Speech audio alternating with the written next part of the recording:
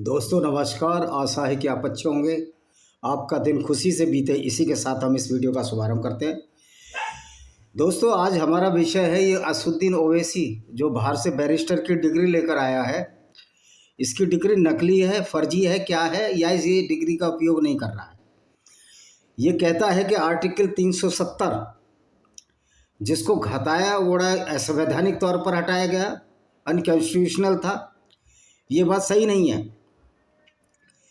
अगर कोई असंवैधानिक है तो वो इस्लाम है, वो कुरान की आयतें हैं जो कि भारतीय संविधान का निरादर करती हैं, और असंवैधानिक कुरान की वो आयतें हैं जो कि भारतीय संविधान की अवहेलना करती हैं, भारतीय संविधान की मानहानि करती हैं। और कुरान की इन 26 आयतों को भारतीय संविधान को देखते हुए बैन कर देना चाहिए। जो इन 26 आयतों का पठन पाठन करे उसको सज़ा का प्रावधान होना चाहिए, क्योंकि इस तरह की इस्लामी गुंडागर्दी को अब भारत में बर्दाश्त करने के मूड में पब्लिक भी नहीं है। और जो हमारे बुद्धिस्ट बनकर जो हिंदुओं का विरोध करते हैं, मैं उनको बताना चाहता हूँ, जो मूल निवासी की थ्योरी डाल रहे हो। मूल निवासी तो अफ्रीका का था। सबसे पहला जो होमोसेपियंस है, जो आज जैसे हम जीवन 2-2.5 लाख साल जो पहले आए, ऐसे के ऐसे ही हैं अभी। हमारे में कोई बदलाव नहीं आया हाथ पैरों में किसी तरह का। ये दक्षिण जो अफ्रीका था, अफ्रीका कॉन्टिनेंट के पूर्वी तट पर आया था। तो ये मूल निवासी की थ्योरी भी बकवास थ्योरी है। जिस तरह इस्लाम बकवास थ्योरी है, उसी तरह तुम्हारी मूल निवासी की भी थ्योरी बकवास है। और अब ये चलने वाला नहीं है झूठ।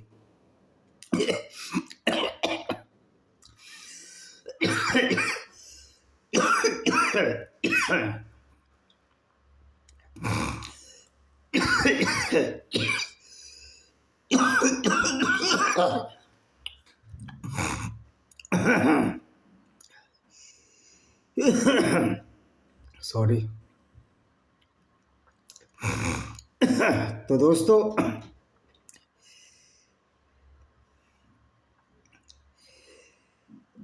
जब संविधान का आर्टिकल 14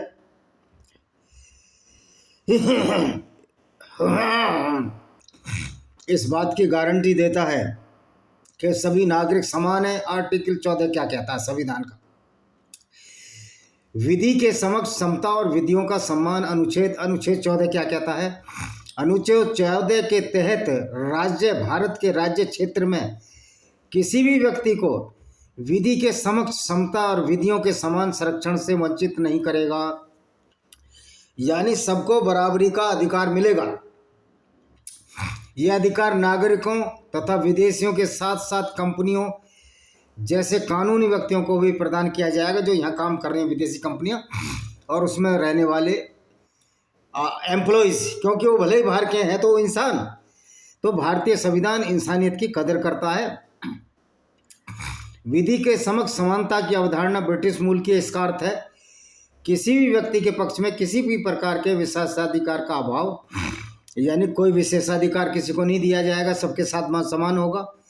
विधि यानी कानून के समक्ष सभी व्यक्तियों के साथ समान व्यवहार। कोई भी व्यक्ति कानून से बढ़कर नहीं है। विधियों का समान संरक्षण। कानून के समान संरक्षण की अवधारणा अमेरिकी संविधान से ली गई है। इसका अर्थ है कानूनों द्वारा प्रदत्त विशेष अधिकारों और दायित्वों दोनों में समान परिस्थितियों में समान व्यवहार, यानी कोई भेदभाव नहीं होगा। सभी व्यक्तियों के साथ बिना किसी भेदभाव के समान व्यवहार किया जाना चाहिए।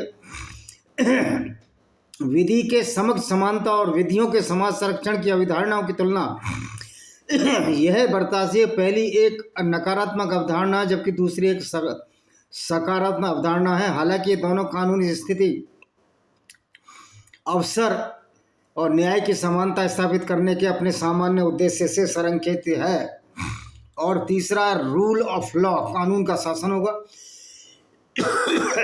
मनमानी शक्ति पर रोक होगी, अर्थात किसी को भी कानून के उल्लंघन के अतिरिक्त किसी अन्य कारण से दंडित नहीं किया जा सकता है।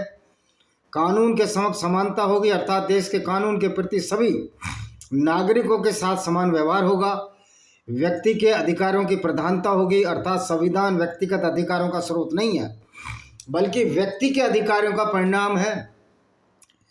अर्थात संविधान व्यक्तिगत अधिकारों का स्रोत नहीं है, क्योंकि कानून को न्यायालयों द्वारा परिभाषित और लागू किया जाता है। विधि के समक्ष यानी कानून के सामने सबकी बराबरी का मतलब शासन की अवधारणा का एक तत्व है। भारतीय प्रणाली के मामले में कानून के शासन में केवल प्रथम और द्वितीय तत्व ही लागू होते हैं, तीसरा नहीं। ऐसा इसलिए कि भारत में संविधान व्यक्तिगत अधिकारों का स्रोत है। उच्चतम न्यायालय ने निर्णय दिया है कि अनुच्छेद 14 में निहित विधि का शासन संविधान की एक मूलभूत विशेषता है और इसे संविधान संशोधन द्वारा भी समाप्त नहीं किया जा सकता, यानी कि सबको बराबर का अधिकार मिलेगा। कुछ इसके अपवाद हैं, जैसे अनुच्छेद 361 के अनुसार भारत के राष्ट्रपति राज्यों के राज्यपाल द्वारा अपने पद के दौरान किए गए कार्यों के संबंध में किसी भी न्यायालय में कार्रवाई नहीं की जा सकती, नहीं तो लोग राष्ट्रपति को घसीट देते और राष्ट्रपति बेचारा कोर्ट में भागा भागा फिरता। अनुच्छेद 361 के अनुसार कोई व्यक्ति संसद या अन्य राज्य विधानमंडल की किसी भी कार्रवाई की रिपोर्ट के लिए प्रकाशन के लिए किसी भी अदालत में कार्रवाई के लिए उत्तरदायी के नहीं होगा। व्यक्ति संसद विधानमंडल किसी भी कार्रवाई की रिपोर्ट प्रकाशन के लिए, इसलिए तो भौंकता रहता है ये कुत्ता हैदराबादी असुद्दीन ओवैसी। अनुच्छेद 105 में प्रावधान है कि संसद के अच्छा ही हो गया, संसद के किसी सदस्य या उसकी किसी समिति में दी गई कि बताए गए किसी मत के संबंध में किसी भी न्यायालय में कार्रवाई के लिए उत्तरदायी नहीं ठहराया जा सकता, इसलिए संजय सिंह भी भौंकता रहता है। अनुच्छेद 31C में प्रावधान है कि अनुच्छेद 39 के और गैमनीत DPSS को लागू करने के लिए राज्य द्वारा बनाए कानून को अनुच्छेद 14 का उल्लंघन करने का आधार पर चुनौती नहीं दी जा सकती, यानी कि जो राज्य कानून लागू करेंगे जो मनुष्य के अच्छा जी, राज्य केवल धर्म, जाति, मूल, लिंग या जन्म स्थान के आधार पर किसी भी नागरिक के साथ भेदभाव नहीं करेगा। किसी भी नागरिक को सार्वजनिक स्थानों पर पहुंच के संबंध में केवल धर्म, मूल वंश, जाति, लिंग और जन्म स्थान के आधार पर अक्षमता, दायित्व, प्रतिबंध, शर्त का अधीन नहीं किया जाएगा। पहला प्रावधान केवल राज्य द्वारा भेदभाव पर रोक लगाता है, जबकि दूसरा प्रावधान राज्य और निजी व्यक्ति दोनों के द्वारा भेदभाव पर रोक लगाता है, यानी किसी के साथ कोई भेदभाव नहीं होगा। ये है आर्टिकल 14। राज्यों को महिला और बच्चों के लाभ के लिए विशेष प्रावधान करने का अधिकार है, जैसे स्थानीय निकायों में सीटें आरक्षित करना है, बच्चों के लिए निःशुल्क शिक्षा प्रदान करना। तो ये तो जब बड़ा मुद्दा नहीं है, ये तो देना ही चाहिए गरीबों को। अब ये देखिए इस्लाम इसकी किस तरह व्याख्या करता है। कहा गया इस्लाम का गुंडागर्दी। अब ये इसके विपरीत इस्लाम देखिए क्या करता है, देख लीजिए। ये कुरान की 26 आयतों पर जो सवाल वसीम रिजवी ने उठाया, ये क्या कहता है देखिए, पढ़िए, इसको हम पढ़ लेते हैं। कुरान चैप्टर 9 सूरा 5।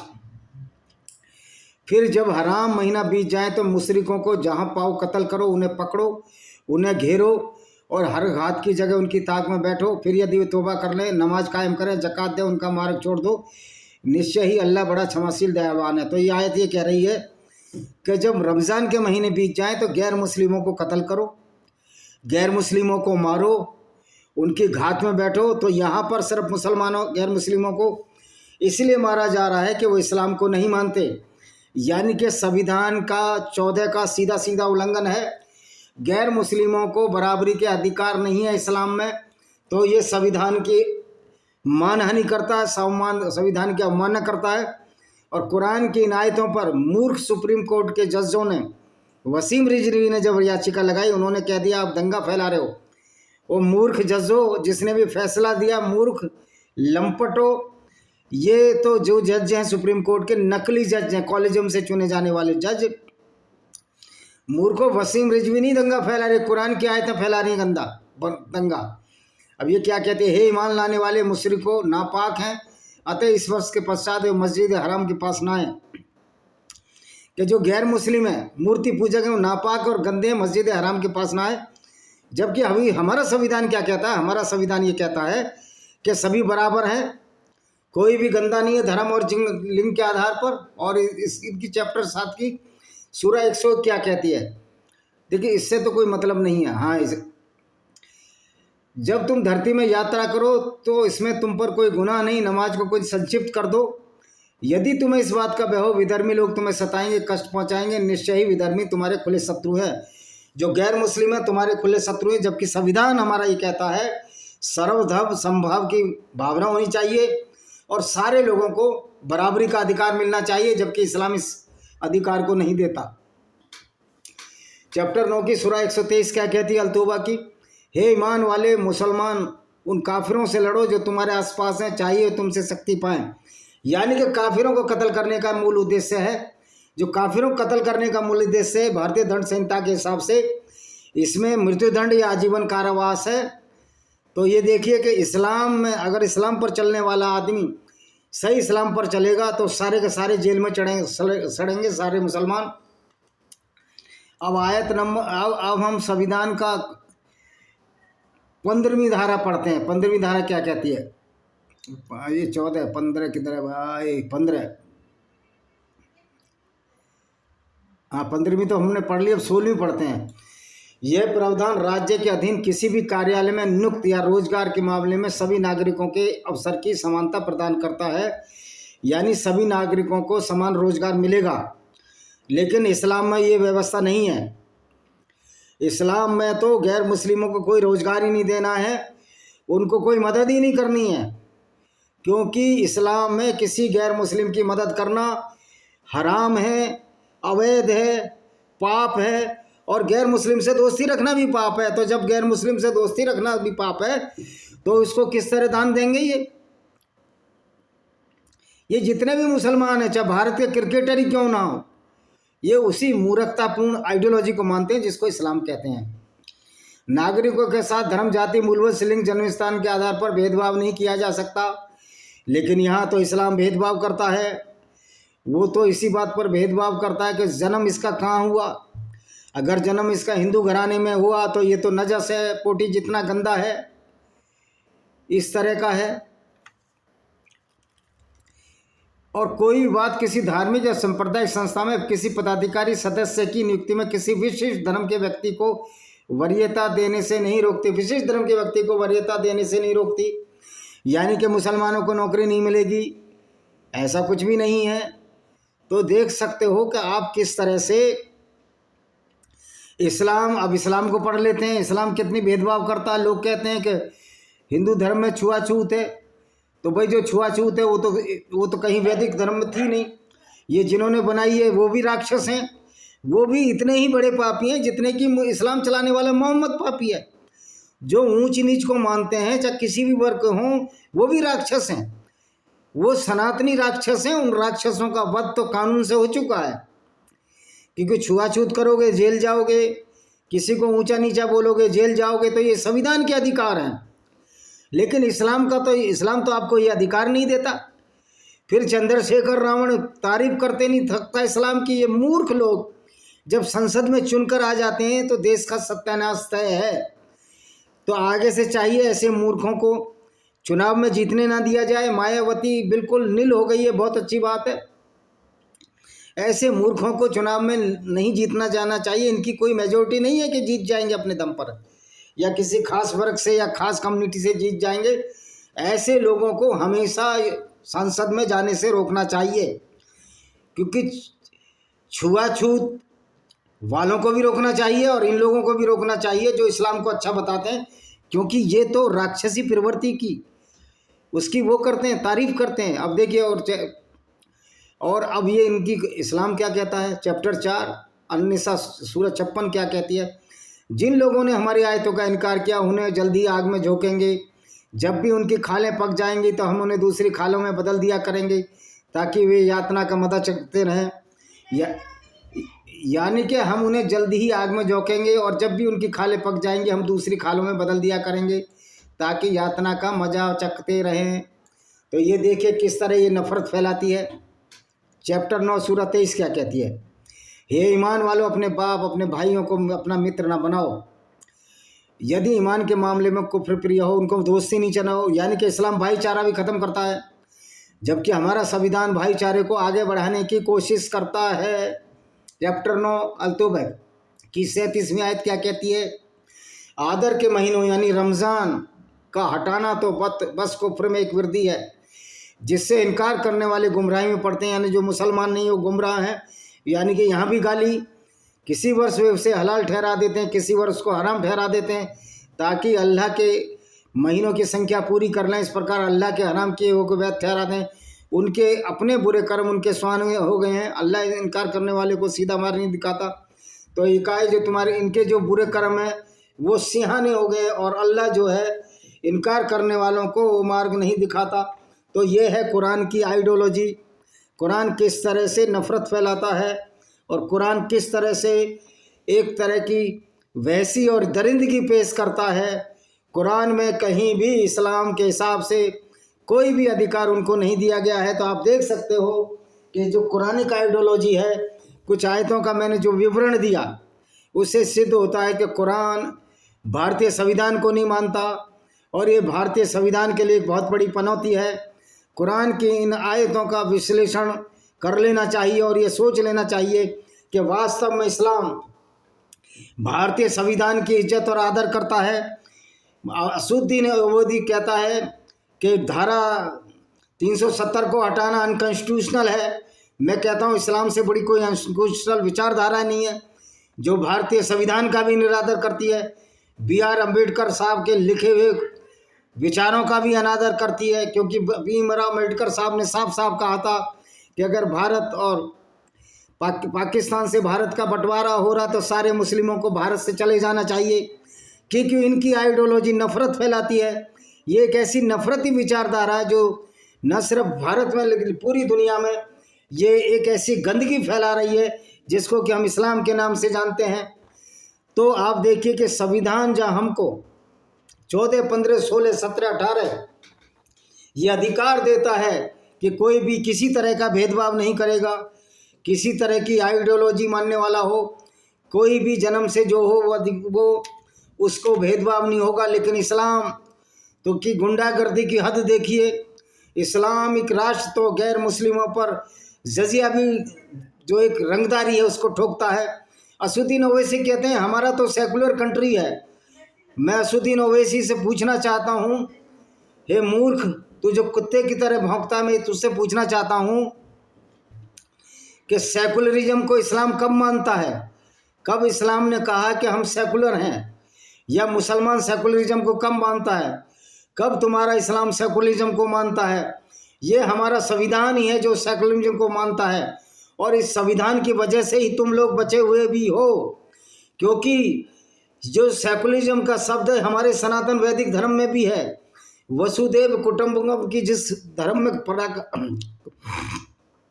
धर्म में ये एक कॉन्सेप्ट हो, अभिधारणा हो, अभिमत हो, तो आप मानते हो कि हम छुआछूत करेंगे, या सनातन वैदिक धर्म को मानने वाला कोई सच्चा सनातनी छुआछूत करेगा?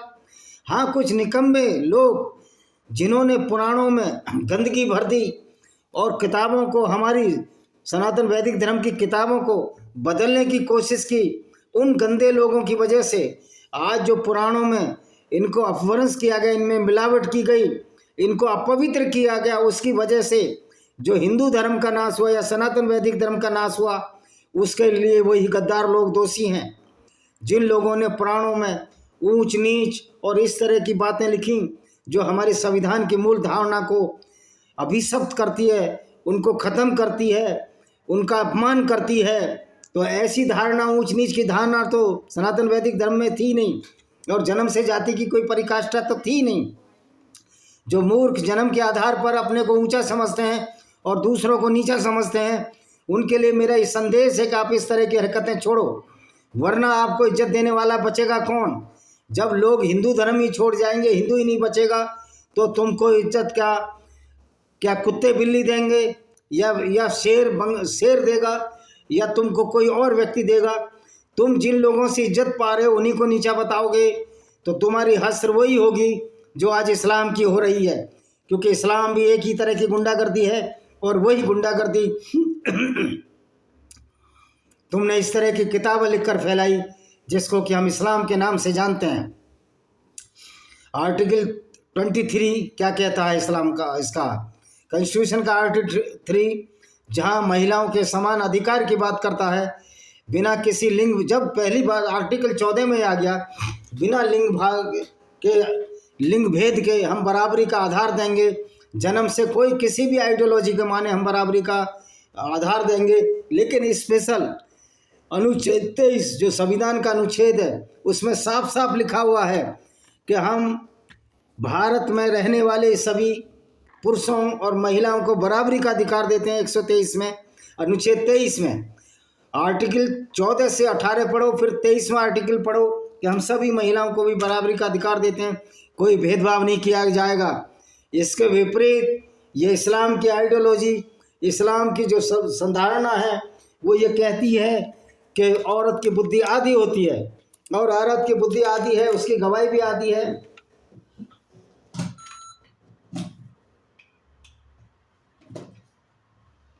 उसकी गवाही भी आधी है। जहाँ इस तरह की मूर्खता भरी बातें हों, आप समझ सकते हो उस इस्लाम के मानने वाले की क्या सोच होगी।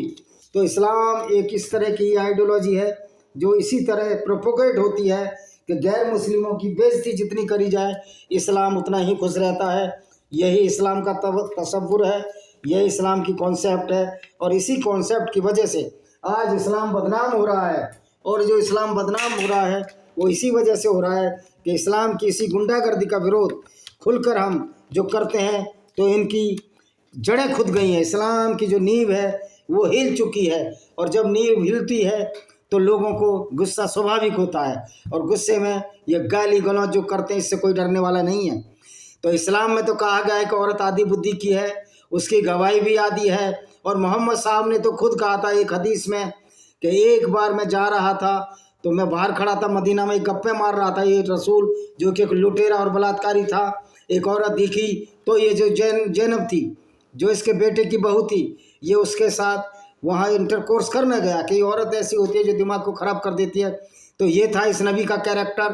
तो इस्लाम का जो मूल कंसेप्ट है वो बराबरी पर आधारित नहीं है, वो समानता पर आधारित नहीं है, वो दुश्मनी पर आधारित है। कुरान की सैकड़ों आयतें ऐसी हैं जो गैर मुस्लिमों को कत्ल करने की बात कहती हैं, गैर मुस्लिमों को गंदा, नीच, नजस न जाने क्या क्या कहती हैं। तो ऐसे इस्लाम के बारे में क्या कहा जाए। तो भारतीय संविधान में तो इस तरह की कोई व्याख्या नहीं है। तो अब असुद्दीन ओवैसी जो संविधान को मानने की बात कहता है, उस मूर्ख को बताओ कि क्या तुम संविधान का पालन करते हो, क्या तुम्हारा इस्लाम संविधान का पालन करता है। निश्चित तौर पर उनका इस्लाम संविधान का पालन नहीं करता, बल्कि संविधान की वो अवमानना ही करता है, क्योंकि इसी संविधान की अवमानना के फलस्वरूप भारतीय नारियों का बलात्कार हुआ। जहां हमारा संविधान औरत की अस्मिता की गारंटी देता है, वहीं इस्लाम गैर मुस्लिम औरतों के साथ बलात्कार की गारंटी देता है, गैर मुस्लिमों को कत्ल करने की गारंटी देता है। तो भारतीय दंड संहिता के हिसाब से जो इस्लाम में जो कार्य अच्छे माने गए हैं वो सारे के सारे अपराध हैं, और जब वो सारे के सारे अपराध हैं तो ऐसे लोगों को जेल में डाल देना ही चाहिए जो कुरान की आयतों पर विश्वास करते हैं। असुद्दीन ओवैसी को जेल में डाल देना चाहिए। पता नहीं कौन सी ऐसी ताकतें हैं या संविधान के उस अनुच्छेद का वो फ़ायदा उठा रहा है कि जो कुत्ते की तरह जो संसद में भौंकता है उस पर कोई कार्रवाई नहीं होती। तब ये पुनीत कार्य देश की पब्लिक का हो जाता है, क्योंकि जहाँ से वो जीत कर आता है वहाँ इसी आइडियोलॉजी विचारधारा को मानने वाले लोग हैं। हम उनसे निवेदन देना चाहते हैं, क्या तुम उस पैगंबर को मानोगे जो एक लुटेरा था, जो औरतों को बाजारों में बेच दिया करता था? क्या अब आपका स्टेटस ये रह गया है? क्या आपकी सोच अब इतनी घटिया हो गई है जो आप इंसानियत को छोड़ दिए हैं? मौलाना तो सच्ची बात आपको बताएंगे नहीं। तो भाइयों, संविधान में जहाँ हमारे जान माल रक्षा की गारंटी है, वहीं इस्लाम गैर मुस्लिमों के कत्ल की गारंटी देता है, उनकी औरतों के साथ बलात्कार की गारंटी देता है। इसलिए हम कहते हैं कि ये संविधान हमारी रक्षा करता है, लेकिन इस्लाम गैर मुस्लिमों की कत्ल करने की आज्ञा देता है, उनको बर्बाद करने की धौंस देता है। यही सच्चा इस्लाम है कि जितना भी गुंडागर्दी कर सको इस्लाम के नाम पर, जितना भी माल असबाब लूट सको उसे अल्लाह के नाम पर माले गनीमत कहो और उसको अच्छा समझो। तो इस्लाम की ये परिभाषा है जो इस्लाम अपने आप अपनी किताब कुरान की वजह से देता है। तो जहाँ हमारा संविधान हमको बराबर के अधिकार देता है, वहाँ इस्लाम हमको बराबर के अधिकार नहीं देता। अगर हम गैर मुस्लिम हैं तो इस्लाम की नज़र में हम धिम्मी हैं। धिम्मी का मतलब वो लोग जो लोग इस्लाम मुसलमानों को नहीं मानते, जो इस्लाम को नहीं मानते, और जो मुसलमान नहीं हैं, जो नीचे दर्जे के हैं, जो नीच हैं, उसको इस्लाम में धिम्मी कहा जाता है। और धिम्मियों से रंगदारी टैक्स वसूलना एक इस्लाम का अधिकार है, जिसको गुंडा टैक्स भी कह सकते हैं।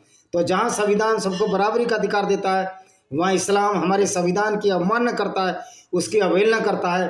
तो मैं यही कहूँगा अंत में कि जो इस्लाम है बहुत ही अनडेमोक्रेटिक है, असंवैधानिक है। और इस्लाम कुरान की 26 आयतों पर, और हो सके तो कुरान की उन सभी आयतों पर बैन लगा देना चाहिए भारत में, जो दंगा और फसाद फैलाती हैं।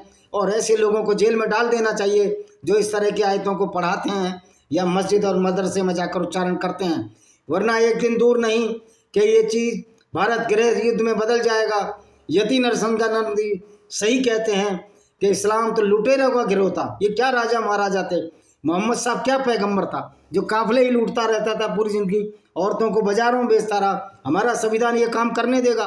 तो इस्लाम के अनुसार जो भी काम है वो हमारे भारतीय संविधान के अनुसार आतंक का पर्याय है, क्रिमिनोलॉजी है, और जिसको क्रिमिनोलॉजी को हिंदी में क्या कहते हैं, अपराध शास्त्र है। कुरान भारतीय संविधान के हिसाब से अपराध शास्त्र है, क्योंकि अपराधों की रोकने की जो रोकथाम है वो संविधानों में एक व्यवस्था है जिसमें कानून है, भारतीय दंड संहिता है। तो कुरान भारतीय दंड संहिता के हिसाब से एक अपराध शास्त्र की बुक है, और उसको मानने वाले भी अपराधी हैं।